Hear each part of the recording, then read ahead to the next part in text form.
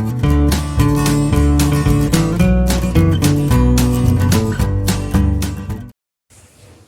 friends, welcome in our YouTube channel all in one platform. So guys, I hope आप सभी लोग अच्छे होंगे।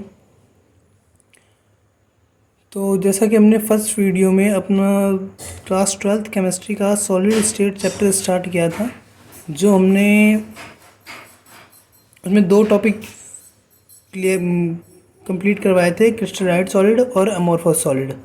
तो हम इस वीडियो में ये वीडियो पार्ट सेकंड वीडियो है फर्स्ट वीडियो का। तो इस वीडियो में पहले हम फर्स्ट वीडियो को रिकॉल करवाएंगे, उसके बाद हम आगे के टॉपिक को पढ़ेंगे। So guys let start today video. So guys first, the name of chapter is solid state. So basically what is the meaning of solid state? If any matter present in solid form, it can be say as solid state of matter. So we can preview NCERT book for clearing your concepts, and हम NCERT को line by line पढ़ाएंगे, जिससे आपकी class 12th chemistry के सारे concept clear हो जाएंगे और बोर्ड में अच्छे नंबर मिलेंगे। तो चलो हम अपना पहला चैप्टर स्टार्ट करते हैं। These property depend upon the nature of constituent particle and the binding force operating between them. जो सॉलिड स्टेट की जो प्रॉपर्टी होती है वो बेसिकली उनके फोर्स ऑफ अट्रैक्शन, उनके नेचर ऑफ कॉन्स्टिट्यूएंट पार्टिकल, उनके फोर्स ऑफ अट्रैक्शन, वो कैसे बाइंड है एक दूसरे से, कैसे अटैच है, उस पर डिपेंड करती है। जैसे हमने यहाँ पे सॉलिड लिखा है, सॉलिड में सबसे ज़्यादा फोर्स ऑफ अट्रैक्शन होता है, लिक्विड और गैस में सॉलिड के कंपेरिजन में बहुत कम फोर्स ऑफ अट्रैक्शन होता है। एंड द को relation between the structure properties help in discovering new solid material with desired properties like temperature, superconductor, magnetic material, biodegradable polymer for packaging, biocompliant solids for surgical implants, etc. जैसे कि आपने अपनी earlier classes में पढ़ा होगा कि जो liquid and gas are fluids होते हैं। उन्हें फ्लूइड्स क्यों कहते हैं? बिकॉज उनके बीच में force of attraction solid comparison में बहुत ज़्यादा कम होता है। सॉलिड कंपेरिजन में उनके बीच में फोर्स ऑफ अट्रैक्शन काफ़ी कम होता है। जैसे ये लिक्विड के पार्टिकल हो गए, ये लिक्विड के पार्टिकल यहाँ पे ऐसे होंगे, ये हमने बीकर ले लिया, यहाँ पे लिक्विड के पार्टिकल ऐसे होंगे, ठीक है, और यहाँ पे गैस के पार्टिकल समथिंग लाइक ऐसे होंगे। तो देखिए इनके बीच में जो ये गैप है, ये फोर्स ऑफ अट्रैक्शन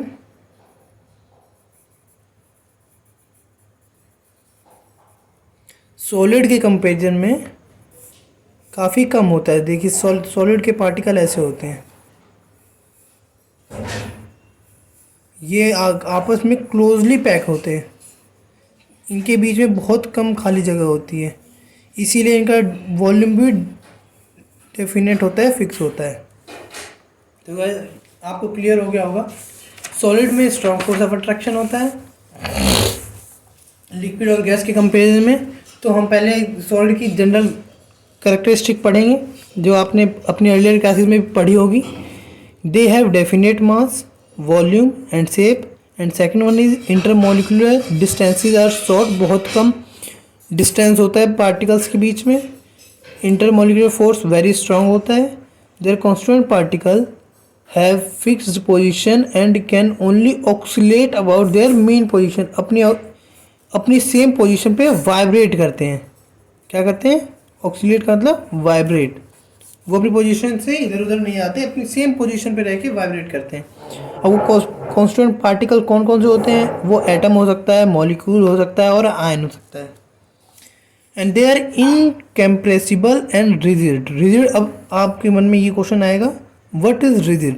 रिजिड वो बॉडी होती है जिनके पार्टिकल्स के बीच में फोर्स ऑफ अट्रैक्शन बहुत ज़्यादा होता है और नॉन मोबाइल होती हैं। क्या होती हैं? नॉन मोबाइल, मतलब जिसमें मूवमेंट ना हो सके। तो गाइस जैसा कि हमने कल भी पढ़ा था एमॉर्फस एंड क्रिस्टलाइन सॉलिड, तो मैं इसे थोड़ा फास्टली पढ़ाऊंगा लेकिन डिटेल में पढ़ाऊंगा। ओके, तो solid can be classify as crystalline और amorphous on the basis of nature of order present in the arrangement of their constituent particle. A crystalline solid is usually consists of large number of small crystals, each of them having a definite characteristics of geometrical shape. In a crystal, the arrangement of constituent particle, atom, molecule or ion is order. Main चीज़ ये है, जो crystalline solid होता है उसमें जो arrangement होता है पार्टिकल का वो ऑर्डर्ड होता है, ordered. It has long range order, which means that there is regular arrangement of particle which repeat itself periodically over the entire crystal. जो उनकी प्रॉपर्टीज होती हैं वो क्रिस्टल की एक फिक्स टाइम के बाद रिपीट होती हैं. ठीक है, तो हम आगे आ जाते हैं. दो एग्जाम्पल है solid chloride, quartz. Typical example जो क्रिस्टलाइन सॉलिड के हैं वो ये टिपिकल एग्जाम्पल जो मेन है. ओके, एन अमॉर्फस सॉलिड जो वर्ड है वो ग्रीक वर्ड से लिया गया है जिसका जो होता है अमॉर्फोस, जिसका मतलब नो फॉर्म, मतलब जिसकी कोई फॉर्म एग्जिस्ट ना करती हो. Consist of particle of irregular से, इरेगुलर मतलब उसकी फिक्स शेप नहीं होती. The arrangement of constituent particles atom, और इसमें भी एटम भी हो सकता है, मॉलिक्यूल भी हो सकता है, आयन भी हो सकता है. In such a solid has only short range order. Short range order होता है, ये भी इंपॉर्टेंट चीज़ है. In such a molecule arrangement are regular and periodically repeating pattern is observe over short distance.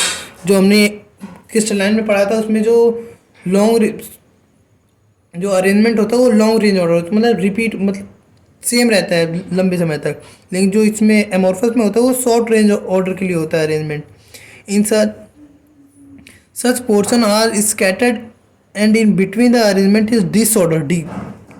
जो अरेंजमेंट होता है डिसऑर्डर होता है. जैसे यहाँ पे एग्जांपल दे रखा है क्वार्ट्ज ग्लास का, देखो ये डिसऑर्डर है. यहाँ पे ये कोई हेक्सागनल है, कोई ऑक्टागनल है, ये रिंग की शेप डिफरेंट है. तो amorphous, the structure of quartz crystalline and quartz glass is amorphous. देखिए क्वार्ट्ज और क्वार्ट्ज ग्लास में बहुत ज़्यादा डिफरेंस होता है. ये क्वार्ट्ज का स्ट्रक्चर है और ये क्वार्ट्ज ग्लास का स्ट्रक्चर है. ठीक है, देखिए इसमें रेगुलर अरेंजमेंट और इसमें इर्रेगुलर. ठीक है, तो हम आगे की तरफ बढ़ते हैं. देखिए crystalline solid have a sharp melting point. On the other hand, amorphous solids soften over a range of temperature and can be molded and blown into the various shapes. On heating, they become crystalline at some temperature. Some glass objects from ancient civilization are found to be become milky in appearance because of some crystallization. Like liquid, amorphous solid have a tendency to flow through very slowly. यहाँ तक देखिए, जो crystalline solid होते हैं उनके जो melting point, boiling point होते हैं वो फिक्स होते हैं. वो एक फिक्स टेम्परेचर के बाद बॉयल होना स्टार्ट हो जाते हैं. लेकिन जो एमॉर्फस सॉलिड होते हैं उनके फिक्स मेल्टिंग पॉइंट और बॉइलिंग पॉइंट कोई फिक्स नहीं होता. वो उनकी मतलब फिक्स टेम्परेचर नहीं होता. वो एक जैसे हमने मान लिया ये मान ली ये क्रिस्टलाइन सॉलिड दे रखा है, ये बॉयल हो जाता है 60 डिग्री सेल्सियस पे. वहीं अगर कोई यदि ये अमॉर्फस होता तो ये 60 पे भी हो सकता है, 80 पे भी हो सकता है, 65 पे भी हो सकता है. ये डिफर करता रहेगा. ओके, तो हमने यहाँ पे पढ़ा जो एंशिएंट समय के जो विंडोज़ होती हैं, जो खिड़कियाँ होती हैं, उनमें जो ग्लास लगे होते हैं वो कुछ टाइम वो ऊपर से थिन होती हैं और नीचे से थिकर होती हैं. ऐसा क्यों होता है? क्योंकि वो उसमें जो ग्लास होता है वो अमॉर्फस सॉलिड होता है. अमॉर्फस सॉलिड होने की वजह से उसमें जो प्रॉपर्टी होती है टेंडेंसी टू फ्लो की होती है. क्योंकि जो हमने पढ़ रखा है जो अमॉर्फस सॉलिड होते हैं वो फ्लो करते हैं और उन्हें सीडो सॉलिड भी कहा जाता है और सुपर कूल्ड लिक्विड भी कहा जाता है. glass panes fixed into window or doors of old building are invariably found to be slightly thicker at the bottom than at the top. This is because of the glass flow down very slowly and makes the bottom portion slightly thicker. Same चीज दे रखी है इसमें. Crystalline solids are anisotropic in nature, that is, some of their physical properties like electrical resistance, refractive index, so different values when measured along the different direction in the same crystal. Same crystal जैसे कि हमारा anisotropic crystal is due to the different arrangement of particle around different direction. जैसे कि हमें एम और crystalline solid का structure दे रखा है जिसमें हमने यहाँ पे दिखा रखा है. जैसे ये एक एरो ये है और एक एरो ये है. जब हम इधर से यहाँ पे आते हैं, यहाँ पे बी, यहाँ पे भी बी, यहाँ पे बी, यहाँ पे B, B A B A B A B A, ऐसा आपको कुछ अरेंजमेंट दिख रहा है. लेकिन जब हम यहाँ से जाते हैं डायगोनली इसको क्रॉस करते हैं तो ए बी, ये देखो आपको ये डिफरेंट अरेंजमेंट दिख रहा है जिसकी वजह से इसकी फिजिकल प्रॉपर्टीज पे थोड़ा इसका इफेक्ट पड़ता है. ठीक है, जैसे ये रिफ्रैक्टिव इंडेक्स हो गया, इलेक्ट्रिकल रेजिस्टेंस हो गया, ये वेरी करती रहती हैं. This arises from different arrangement particle in different direction. This is illustrated since the arrangement of particle different along the different direction, the value of same physical property is found to be different along the each direction. तो इससे हमें क्या पता चलता है, जो इनकी values होगी डिफरेंट डायरेक्शन में डिफरेंट होगी और एक दूसरे से वेरी करती रहेगी. जैसे ये इम्पोर्टेंट है. Amorphous solid on the other hand are isotropic in nature. It is because there is no long range order in them and arrangement is irregular along the all direction. Therefore, value of any physical property would be same along any direction. These differences are summarized. जैसे amorphous और crystalline solid के बीच में जो difference होता है उसको एक जगह समराइज करके दे रखा है. ये भी मैं आपको एक्सप्लेन कर देता हूँ एक बार फास्टली. जो शेप होती है डेफिनेट होती है, ज्योमेट्रिकल शेप होती है, और एमोर्फस की इरेगुलर शेप होती है. मेल्टिंग पॉइंट जो होता है क्रिस्टलाइन सॉलिड का शार्प होता है. एमोर्फस का एक वाइडर रेंज में होता है. क्लीवेज प्रॉपर्टी, जब उसको हम क्रिस्टलाइन सॉलिड को कट करते हैं लाइक सोडियम, आपको पता भी होगा कि सोडियम एक सॉफ्ट मेटल होता है. यदि हम उसको कट करेंगे तो उसकी स्मूथ सरफेस आएगी और शार्प एज आएंगे. वहीं एमोर्फस, यदि आप ग्लास को या प्लास्टिक को कट करते हो तो उसकी जो एज आएगी वो थोड़ी रफ सरफेस आएगी और शार्प नहीं आएगी, वो थोड़ी खुरदरी टाइप में आएगी. तो इससे आप समझ सकते हैं. हीट ऑफ फ्यूजन, जब वो आपस में मिलते हैं तो हीट ऑफ फ्यूजन ये भी डेफिनेट होता है, इसका डेफिनेट हीट ऑफ फ्यूजन नहीं होता है. एनाइसोट्रॉपी अभी मैंने बताया. जो क्रिस्टलाइन सॉलिड होते हैं वो एनाइसोट्रॉपिक इन नेचर होते हैं. एमोर्फस सॉलिड आइसोट्रॉपिक होते हैं. तो क्रिस्टलाइन सॉलिड का नेचर होता है ट्रू सॉलिड, एमोर्फस का होता है सीडो सॉलिड और super cool liquid. Crystalline solid में लॉन्ग रेंज ऑर्डर होता है, एमोर्फस में शॉर्ट रेंज ऑर्डर होता है. तो I hope you have clear your doubts and concept are clear. So हम आगे बढ़ते हैं. तो यहाँ पे दे रखा है amorphous solid are very useful. ये भी पढ़ लेते हैं, ये भी इंपॉर्टेंट है, थोड़ा क्वेश्चन आ सकते हैं यहाँ से भी. Amorphous solid are useful material, glass, rubber, plastic find many application. मतलब उसके आपने भी जैसे आपके घर में प्लास्टिक के टेबल आते हैं, चेयर्स आती हैं और भी कई सारे मटेरियल आते हैं जिनका यूज़ किया जाता है. वही दे रखा है डेली लाइफ में बहुत सारे एप्लीकेशन हैं.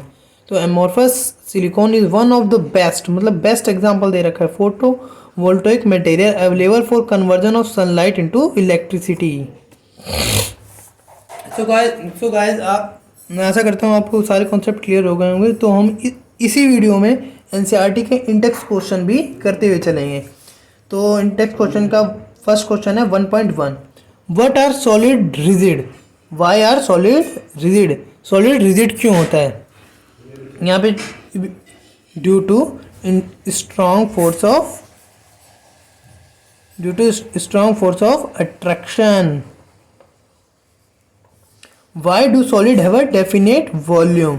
यहाँ पे भी सेम रीज़न आ जाएगा. उसके पार्टिकल जो होते हैं क्लोजली पैक होते हैं जिससे उनके बीच में बहुत कम स्पेस होता है और वो उनका वॉल्यूम डेफिनेट हो जाता है. तो यहाँ पे क्वेश्चन 1.3 में इन टेक्स्ट क्वेश्चन में classify the following as amorphous और crystalline solid: polyurethane, naphthalene, benzoic acid, Teflon, potassium nitrate, cellophane, polyvinyl chloride, fibre glass, copper. So guys ये इजी क्वेश्चन है, लेकिन फिर भी मैं करवा दे रहा हूँ। जो पॉलीयूरेथेन होता है, naphthalene, benzoic acid, potassium nitrate, polyvinyl और कॉपर, ये हैं क्रिस्टलाइन के। और जो बच गए टेफ्लॉन, फाइबर ग्लास, सेलोफेन, ये हैं एमोर्फस सॉलिड के एग्जाम्पल। तो हम इंटेक्स क्वेश्चन पे 1.4 को करते हैं। हम why is glass consider as super cooled liquid? हम ग्लास को सुपर कूल्ड लिक्विड क्यों कंसिडर करते हैं? Because when after the long time it can observe due to tendency of flowing, it can be thin at the top and thicker at the bottom. इस वजह से हम glass को super cooled liquid consider करते हैं। Intake question पे 1.5 को करते हैं हम। Refractive index of solid is observe to have the same value along the all directions. Comment on the nature of this solid. Would it show the cleavage property? हमें इसकी cleavage property बतानी है और इसका नेचर बताना है। ये होगा एमोर्फस सॉलिड होगा, और इसकी क्लीवेज मतलब जब हम इसको कट करेंगे तो यहाँ पे शार्प एज नहीं आएंगे, नॉट शार्प एज, और रफ सरफेस आएगी। कैसी सरफेस आएगी? रफ। तो अब हम आगे बढ़ते हुए क्लासिफिकेशन ऑफ क्रिस्टलाइन सॉलिड को करते हैं। तो बेसिकली क्रिस्टलाइन सॉलिड को 4 टाइप्स में बांटा गया है उसकी स्ट्रॉन्ग फोर्स ऑफ अट्रैक्शन के कारण। First one is molecular solid, second one is ionic, और third is metallic, and fourth is covalent और नेटवर्क। तो पहले हम मॉलिक्यूलर सॉलिड को पढ़ेंगे। मॉलिक्यूलर सॉलिड को भी 3 सब पार्ट में डिवाइड किया है: नॉन पोलर, पोलर और हाइड्रोजन बॉन्डिंग। पहले हम नॉन पोलर को पढ़ेंगे। पहले आपको ये पता होना चाहिए कि नॉन पोलर बॉन्ड क्या होता है। नॉन पोलर बॉन्ड क्या होता है? जिसमें पोलैरिटी ना हो। जस्ट लाइक हम यहाँ पे बात कर लेते हैं CH4। जैसे ये CH4 है, ये है मीथेन। CH में यहाँ पे ये 4 हाइड्रोजन कनेक्ट होंगे, और ये नॉन पोलर कंपाउंड है क्योंकि यहाँ से इसकी पोलैरिटी इसके ऊपर +1 होगी। ये आपस की इफेक्ट को कैंसिल कर देंगे, जिससे ये नॉन पोलर कंपाउंड में कंसीडर किया जाता है। So I hope you clear this. तो हम आगे इसको रीडिंग लगाते हैं एक बार। They comprise of either atom, for example argon and helium, और the molecule form by the non-polar covalent compound, for example hydrogen, chlorine, iodine. In these solids the atom or molecule are very held by the weak dispersion force or London force, about which you have learnt in class 11। जैसे आपने class 11th में पढ़ा होगा कि हमारे यहाँ एक wonder जो सॉलिड होते हैं उनमें वंडरवॉल फोर्स एग्जिस्ट करता है, जो कि 3 टाइप का होता है। एक तो डिस्पर्जन फोर्स, लंडन फोर्स और डायपोल इंट्रैक्शन। तो यहाँ जो नॉन पोलर में जो होता है वो लंडन फोर्स और डिस्पर्जन फोर्स एग्जिस्ट करता है। और जो इनकी प्रॉपर्टी होती है, सॉफ्ट होते हैं, नॉन कंडक्टर होते हैं, low melting and boiling point होता है, रूम टेम्परेचर और प्रेशर पे लिक्विड और गैसियस फॉर्म में एग्जिस्ट करते हैं। तो एंड सेकेंड वन पे आते हैं, पोलर मॉलिक्यूलर सॉलिड। तो molecules of substance like HCl, SO2, etc. are formed by the polar covalent bonds. The molecules in such solids are held together by the relatively stronger dipole interaction. These solids are soft and non-conductor of electricity. जैसे यहाँ पे मैंने यहाँ पे लिखा HCl लिख रखा है, इनके बीच में पोलैरिटी होती है। HCl के ऊपर स्लाइटली पॉजिटिव चार्ज होता है और Cl के ऊपर स्लाइटली नेगेटिव चार्ज होता है। ठीक है, तो जिसकी वजह से इनके बीच में strong force of attraction stronger force होता है जिसे डायपोल डायपोल इंटरेक्शन कहते हैं। डायपोल डायपोल क्यों कहते हैं? क्योंकि यहाँ पे एक डायपोल क्रिएट हो जाता है, ठीक है। क्योंकि डायपोल, अब आपको डायपोल क्या पता होना चाहिए। What is dipole? Dipole is a combination of two positive two charges of equal magnitude of with opposite sign, ठीक है, which is separated by the smallest distance, this is known as dipole. तो हम आगे पढ़ते हैं। These solids are soft, ये भी soft होते हैं, नॉन कंडक्टर होते हैं, ऑफ इलेक्ट्रिसिटी होते हैं, melting point higher than non polar होता है। नॉन पोलर के कंपेरिजन में पोलर कंपाउंड के जो मेल्टिंग पॉइंट होता है वो हायर होता है। Solids yet most of these are gases or liquid under room temperature and pressure. Solid SO2 and solid NH3 are the some example of such solid। जैसे ये example दे रखे, ये एग्जांपल भी आपको याद होने चाहिए, एक एक नेसेसरी होता है। अगर पेपर में क्वेश्चन आ जाए तो आपको लिखना पड़ जाएगा कि यदि आप आंसर के साथ एक एक एग्जांपल लिख देते तो गुड इंप्रेशन पड़ता है। तो हम आगे पढ़ते हैं। Hydrogen bonded molecular solid. अब यहाँ से नाम से ही पता चल रहा है hydrogen bonded. Hydrogen bonded molecular solid मतलब वो सॉलिड जिनके बीच में हाइड्रोजन बॉन्डिंग एग्जिट करती है। देन अब आपको पता होगा कि हमने क्लास 11 में ये भी पढ़ा था कि ओनली 3 ऐसे पीरियोडिक टेबल में एलिमेंट है जिनमें हाइड्रोजन बॉन्डिंग प्रेजेंट होती है, जिसे फ्लोरीन, ऑक्सीजन एंड नाइट्रोजन। तो strong hydrogen bonding bind molecule such as solid like H2O, ice. They are non conductor of electricity, generally they are volatile. Volatile मतलब movable, जो move कर सके।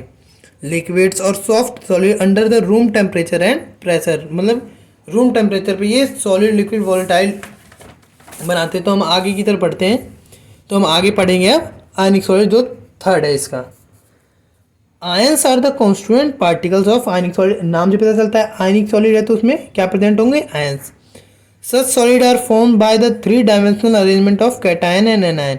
अब देखिए आपको पता होगा, जैसे हमने सिंपल एग्जांपल ले रहा हूँ, NaCl। यहाँ पे Na पे प्लस होता है और यहाँ पे Cl पे माइनस चार्ज आता है। तो यहाँ पे जो Cl है वो एनायन है, जो Na प्लस है वो कैटायन है। तो इनके बीच में जो फोर्स एग्जिट करेगा वो कोलम्बिक फोर्स एग्जिट करेगा, जिसे इलेक्ट्रोस्टैटिक फोर्स भी कहते हैं, जो एक स्ट्रॉन्ग फोर्स ऑफ अट्रैक्शन होता है, जिसके कारण इसकी मेल्टिंग पॉइंट और बॉइलिंग पॉइंट हार्ड होते हैं। बट ये जो होता है ये सॉलिड स्टेट में तो इंसुलेटर होता है, बस मोल्टेन स्टेट में कंडक्टर का काम करता है। क्यों? क्वेश्चन राइज होना चाहिए, क्यों कंडक्टर का काम करता है मोल्टेन स्टेट में? Because in the molten state Na plus and Cl minus ion are move in the solution. वो मूव करने लग जाते हैं, मतलब मोशन में आ जाते हैं, वो एक जगह से दूसरी जगह जाने लगते हैं, जिसके कारण वो कंडक्टर का काम करता है। ओके, आपको ये समझ में इसमें ये इस पैराग्राफ में इसी को समझाया गया है। तो हम आ जाते हैं मेटेलिक सॉलिड पे। अब व्हाट इज मेटल? नाम से क्लियर हो रहा है मेटेलिक सॉलिड। जो मेटेलिक सॉलिड होते हैं वो मेटल को कहा जाता है। Metal are orderly collection of positive ions surrounded by the held together by a sea of free electron। जैसे हम सोडियम ले लिया, सोडियम एक मेटल है। अब यहाँ पे यदि सोडियम का हम सिंगल मेटल लेंगे तो यहाँ पे सोडियम पे प्लस चार्ज आएगा और यहाँ पे एक इलेक्ट्रॉन आएगा, जो कि ये डीलोकलाइज्ड इलेक्ट्रॉन इसे कहा जाता है, क्योंकि ये किसी के साथ कंबाइन नहीं है। Okay, each metal atom contribute 1 और more electron towards this of mobile.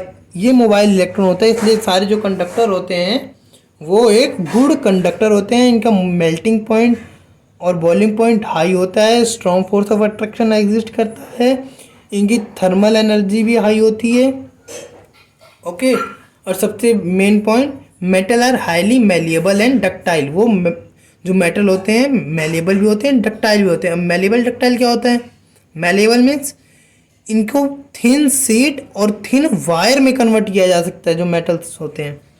जो बेस्ट एग्जांपल होता है सिल्वर एक मेलिएबल का भी एग्जांपल है और डक्टाइल का भी एग्जांपल है। जो सिल्वर के वायर भी यूज़ की जाती हैं और सीट भी यूज़ की जाती हैं। आपने जैसे मिठाई खाते हुए आपने देखा होगा कि उसके ऊपर जो सिल्वर की लेयर लगी होती है। क्यों लगी होती है? क्योंकि डक्टाइल होता है और इसे थिन सीट में किया जाता है, और सिल्वर की वायर्स भी आती हैं, तो ये मेलेबल भी हुआ, इसलिए सबसे गुड एग्जाम्पल क्या होता है? सिल्वर। तो हम कोवैलेंट सॉलिड पे आ जाते हैं, जिसे नेटवर्क सॉलिड भी कहा जाता है। A wide variety of crystalline solid of non metal result from the formation of covalent bond between the adjacent atom throughout the crystal. They are also called the giant molecule. Giant molecule को कहते हैं बहुत ही बड़े बड़े molecule होते हैं। बड़े molecule क्यों होते हैं कोवैलेंट कंपाउंड में? बिकॉज जो कोवैलेंट कंपाउंड फॉर्म करते हैं उनके पास कैटिनेशन की प्रॉपर्टी होती है। अब कैटिनेशन क्या होता है? कैटिनेशन किसी भी कम एलिमेंट की वो प्रॉपर्टी होती है जिसके कारण वो लॉन्ग चेन फॉर्म करता है। जैसे कार्बन हो गया, सिलिकॉन हो गया, इनके पास कैटिनेशन की प्रॉपर्टी होती है, तो यही कोवैलेंट कंपाउंड फॉर्म करते हैं। Covalent bond are the strong and directional in nature. जो कोवैलेंट बॉन्ड होते हैं बहुत स्ट्रॉन्ग होते हैं, और डायरेक्शन मतलब डायरेक्शन होती है इनकी, और जो आयनिक बॉन्ड होते हैं वो नॉन डायरेक्शनल होते हैं। Therefore, atoms are held very strongly at their position. Such solids are very hard and brittle. They have they they have extremely high melting points and may even decompose before melting. They are insulators and don't conduct electricity. Diamond and silicon carbide are the typical example of such solid. Graphite is a soft and a conductor of electricity. It is the exceptional property are due to its typical structure. जैसे मैं आपको इसको explain कर देता हूँ। जो covalent compound होते हैं उनके बीच में स्ट्रॉन्ग फोर्स ऑफ अट्रैक्शन होता है, high melting and boiling point होते हैं, ये मेल्ट होने से पहले डिकम्पोज हो जाते हैं, ये बहुत ही ज़्यादा हार्ड होते हैं। तो लेकिन इसका एग्जांपल है डायमंड, सिलिकॉन कार्बाइड। बट इसमें एक एक्सेप्शन होता है। क्या एक्सेप्शन होता है? एक्सेप्शन में जैसे ग्रेफाइट जो होता है नेचर में सॉफ्ट होता है, और जो कोवैलेंट कंपाउंड होते हैं वो बहुत ही हार्ड होते हैं। और एक और, सॉफ्ट होने की वजह से इसका स्ट्रक्चर जो होता है हेक्सागनल होता है। जो ग्रेफाइट का स्ट्रक्चर होता है वो हेक्सागनल होता है। हेक्सागनल सीट होती है, लेयर होते हैं, जिसमें एक इलेक्ट्रॉन जो होता है अनपेयर रह जाता है, जिसकी वजह से ये इलेक्ट्रिसिटी कंडक्ट करता है। इलेक्ट्रिसिटी कंडक्ट करने की वजह से कोवैलेंट कंपाउंड में ये ग्रेफाइट का एक्सेप्शन आ जाता है। Okay, I hope you can understand this. तो हम आगे बढ़ते हैं।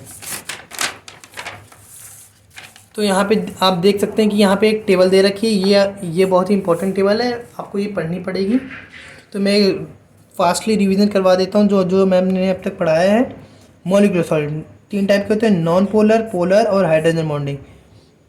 नॉन पोलर क्या होते हैं? इनमें जो कांस्टेंट पार्टिकल्स होते हैं वो मॉलिक्यूल्स होते हैं। नॉन पोलर में कौन सा फोर्स एग्जिस्ट करता है? डिस्पर्जन और लंडन। पोलर में डायपोल। हाइड्रोजन बॉन्ड में हाइड्रोजन बॉन्डिंग एग्जिस्ट करती है। ये इनके एग्जाम्पल दे रखे हैं। ये सॉफ्ट होता है नेचर में, हाइड्रोजन बॉन्डिंग हार्ड होती है। ये इंसुलेटर होते हैं, इनके जो बॉइलिंग और मेल्टिंग पॉइंट होता है वो बहुत ही लो होता है। एंड सेकेंड वन जी आयनिक सॉलिड, इनके जो कांस्टेंट पार्टिकल होता है वो आयन होता है। जो फोर्स ऑफ अट्रैक्शन होता है इलेक्ट्रोस्टैटिक होता है। एग्जांपल आप पढ़ लीजिएगा। जो नेचर होता है हार्ड होता है। बट ये इलेक्ट्रिकल कंडक्टिविटी, जो ये सॉलिड स्टेट में तो न्यूट्रल होते हैं, ये इंसुलेटर की तरह एक्ट करते हैं, बट मॉल्टन स्टेट में ये कंडक्टर की तरह एक्ट करते हैं। मेल्टिंग पॉइंट हाई होता है। अब आ जाते हैं मेटालिक सॉलिड पे। Positive ion in a sea of delocalized electron. Delocalized मतलब जो किसी के साथ कंबाइन ना हो। बॉन्डिंग कौन सी होती है? मेटालिक बॉन्डिंग होती है। नेचर कैसा होता है? हार्ड होता है, मेलेबल एंड डक्टाइल होता है, कंडक्टर होते हैं, एंड मेल्टिंग पॉइंट हाई होता है। Covalent solid constant particle atom होता है। बॉन्डिंग कोवैलेंट बॉन्डिंग होती है। एग्जाम्पल आप पढ़ लीजिएगा। फिजिकल नेचर हार्ड होता है, इलेक्ट्रिकल कंडक्टिविटी इंसुलेटर होते हैं, मेल्टिंग पॉइंट वेरी हाई होता है। बट एक्सेप्शन में जो मैंने आपको बताया था ग्राफाइट, जो नेचर में सॉफ्ट होता है और कंडक्टर होता है। तो इसी के साथ हम इंटेक्स क्वेश्चन पे आ गए हैं। इसके इंटेक्स क्वेश्चन के बाद हम अपनी क्लास को एंड कर देंगे। तो चलिए इंडेक्स क्वेश्चन करते हैं। 1.6 classify the following solid in different category based on the nature of intermolecular forces operating in them. Potassium sulphate ionic होगा, टिन मेटेलिक होगा, बेंजीन कोवेलेंट होगा, यूरिया कोवेलेंट और नेटवर्क में आएगा, ammonia molecular, water hydrogen bonding, zinc sulphide ionic, graphite covalent, rubidium metallic, argon molecular, silicon carbide covalent. I hope you have clear your concepts. 1.7 Intex question 1.7 Solid is very hard electrical insulator in solid as well as molten state and metal at extremely high temperature. What type of solid it is? ये किस type का solid होगा? अब जैसे आपको पता है किस टाइप ऑफ सॉलिड में very high melting and boiling point होता है, और जो इलेक्ट्रिकल इंसुलेटर होते हैं मॉल्टन और सॉलिड स्टेट में कौन होते हैं? Covalent solid. जो कोवेलेंट सॉलिड होते हैं वो मोल्टन और सॉलिड स्टेट में इंसुलेटर की तरह एक्ट करते हैं हाई टेम्परेचर पर भी। अब इंटेक्स क्वेश्चन 1.8 करते हैं। Ionic solid conduct electricity in molten state but not in solid state. Explain, इसको एक्सप्लेन करना है, क्यों करते हैं भाई? In the molten state ions are flowing from one place to another place in the solution due to which the ionic compound act as a conductor in the molten state. I hope you clear this. Intext question पे 1.9 पे आ जाते हैं। What type of solid are electrical conductor malleable and ductile. ये easy question है, इसका answer होगा metallic solid. So guys I hope आपको ये सारे क्वेश्चन इजी लगे होंगे मेरे पढ़ाने के बाद, और ये मैंने करवा भी दिए। तो thank you for watching. I hope आपको ये वीडियो अच्छी लगी होगी। तो please like and subscribe our channel. Thank you.